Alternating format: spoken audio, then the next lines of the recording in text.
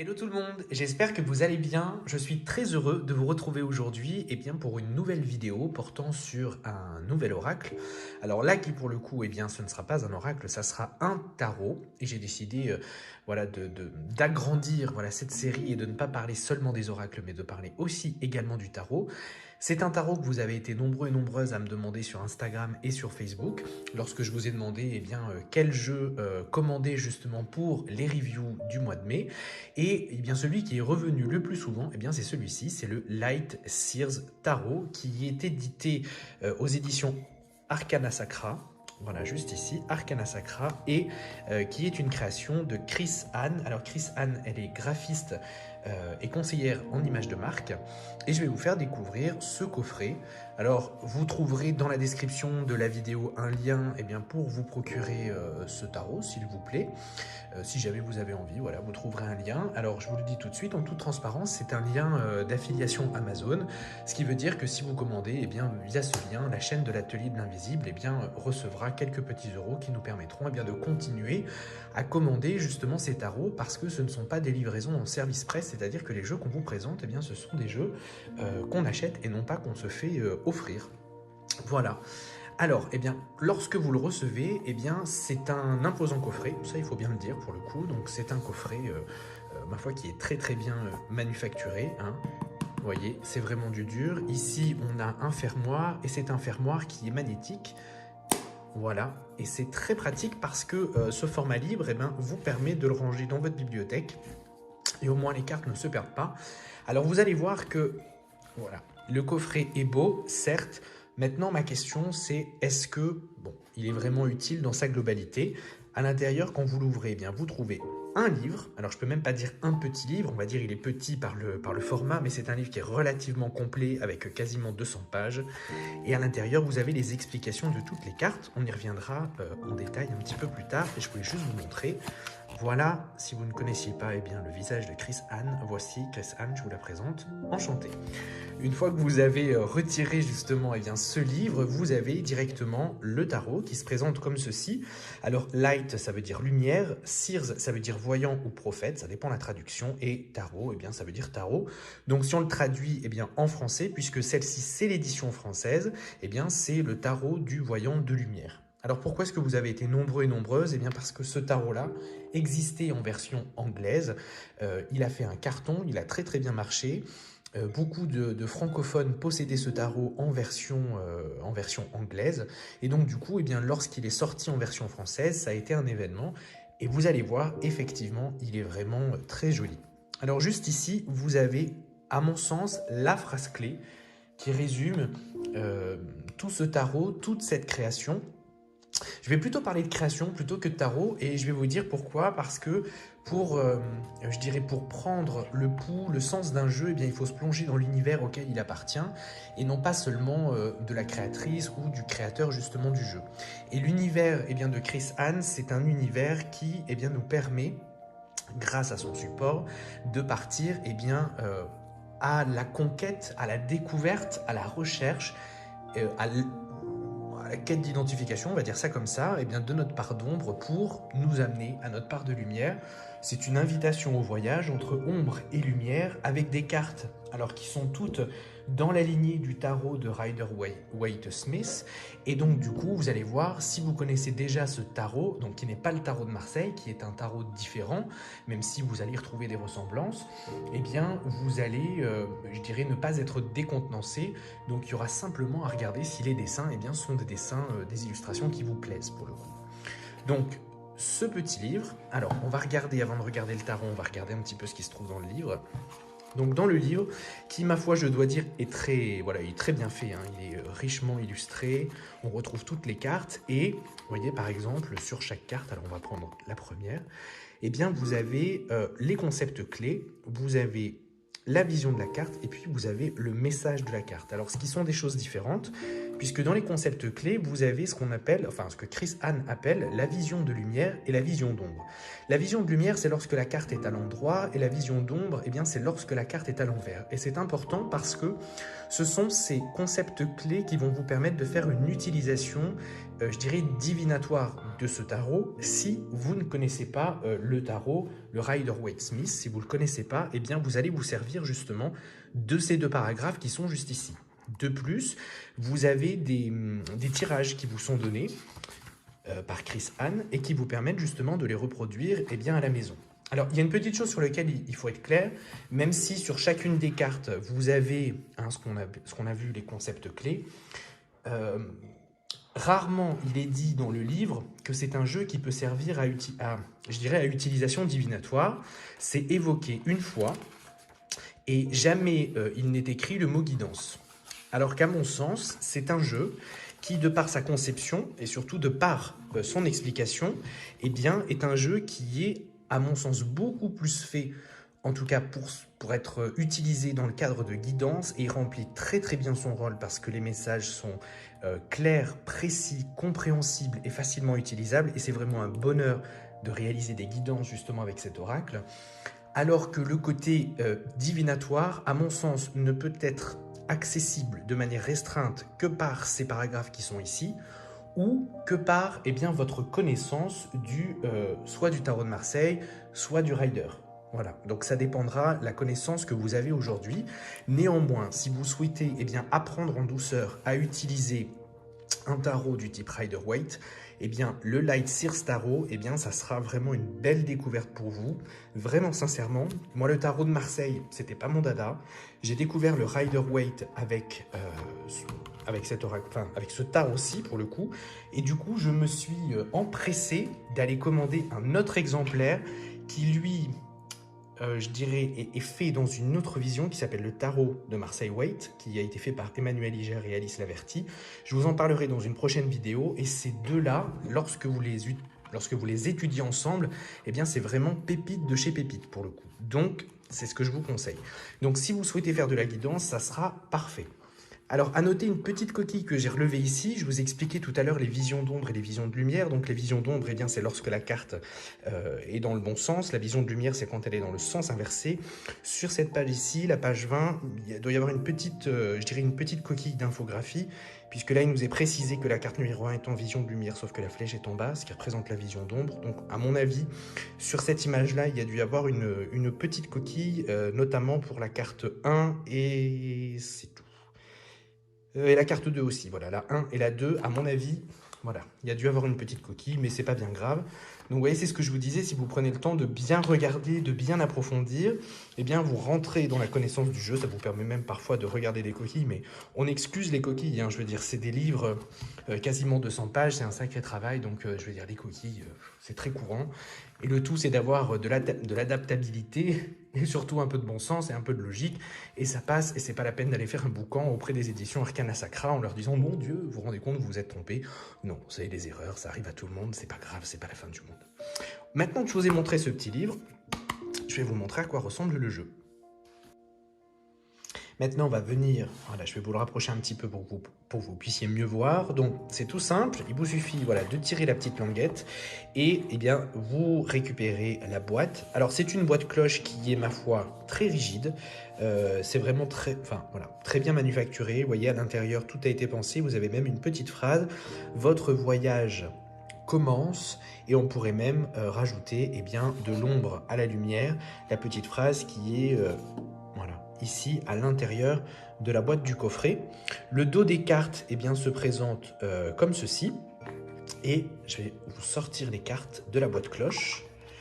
Vous avez alors une petite languette effectivement, parce que moi je m'en suis déjà servi, donc je ne l'avais pas repositionné correctement, mais vous avez une petite languette qui vous permet, vous voyez si je la tiens, hop là je remets le jeu, eh bien, de sortir très facilement, hop, le jeu de sa boîte, du coup, sans écorner de cartes.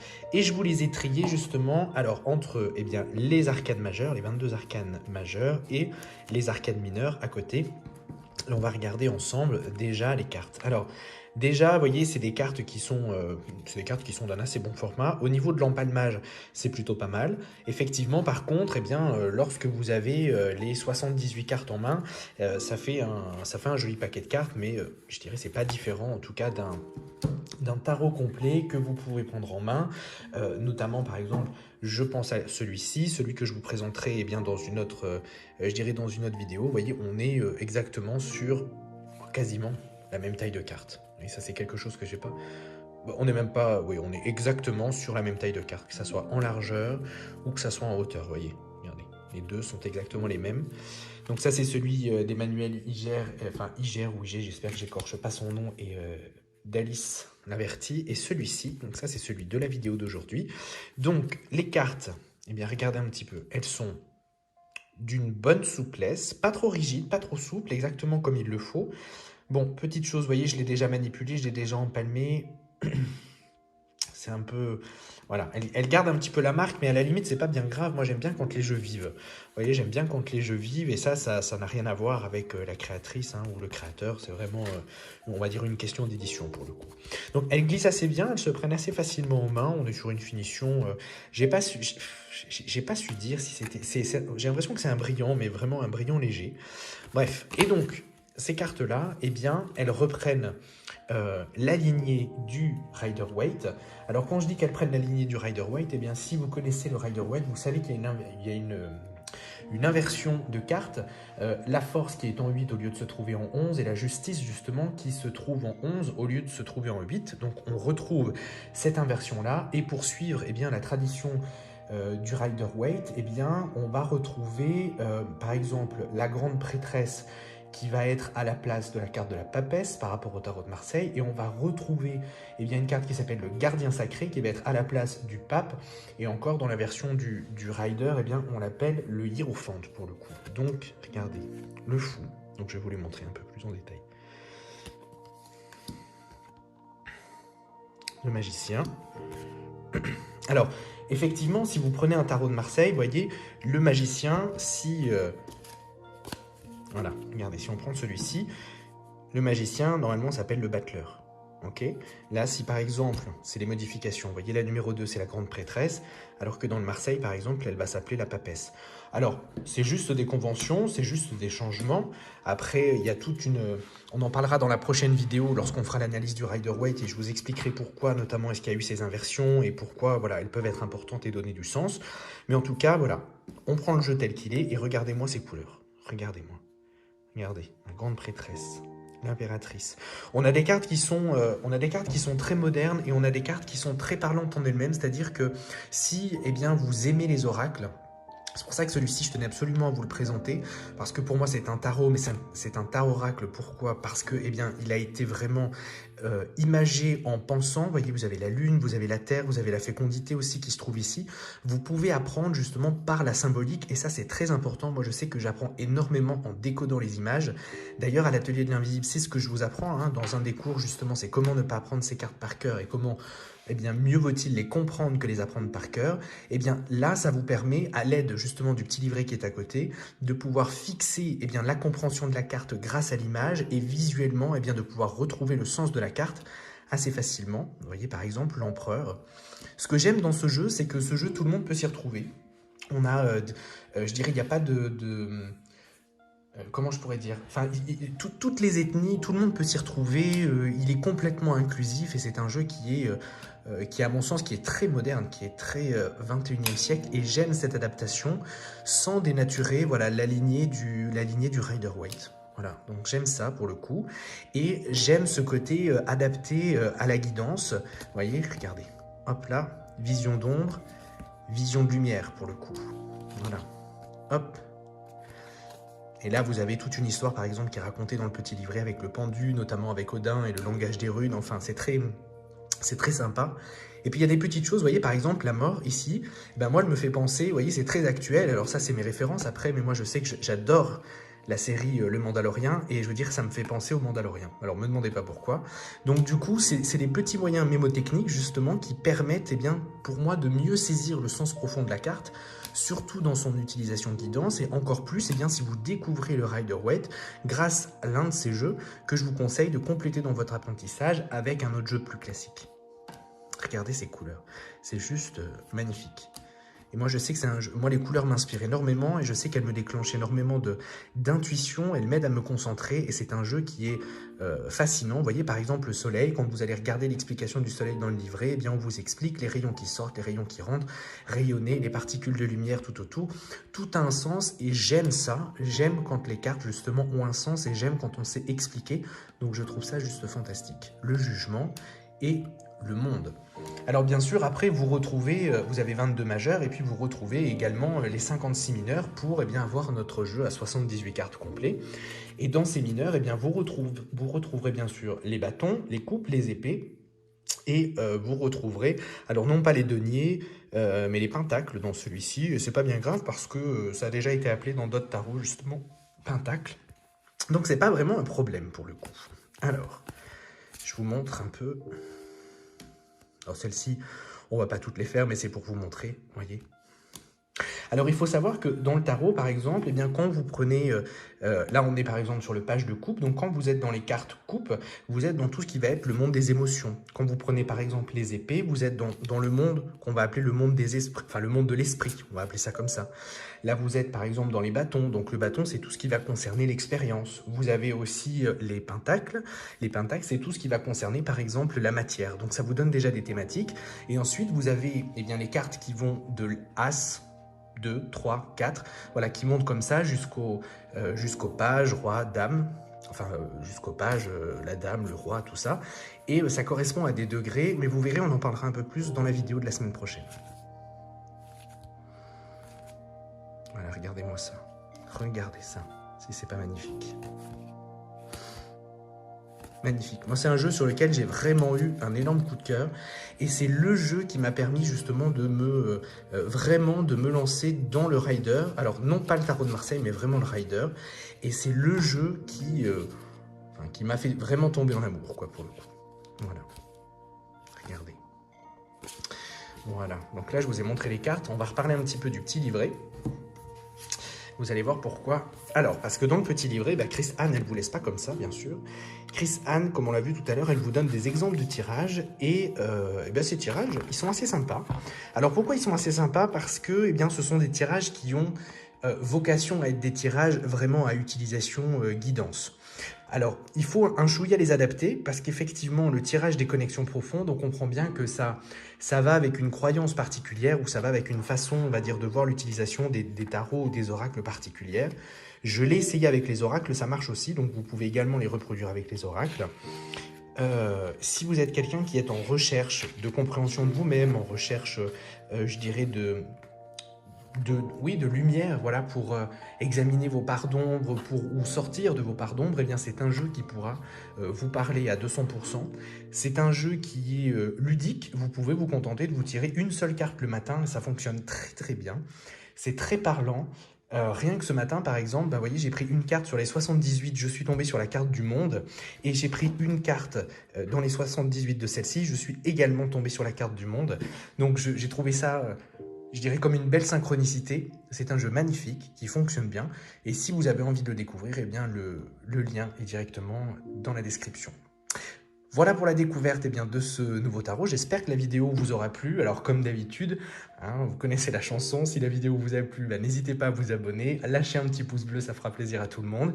Et surtout, abonnez-vous aux emails privés de l'Atelier de l'Invisible pour recevoir les prochains tutos et les prochaines vidéos. Et surtout, n'en ratez aucune. Je vous souhaite une très bonne fin de journée. Prenez soin de vous. À tout bientôt.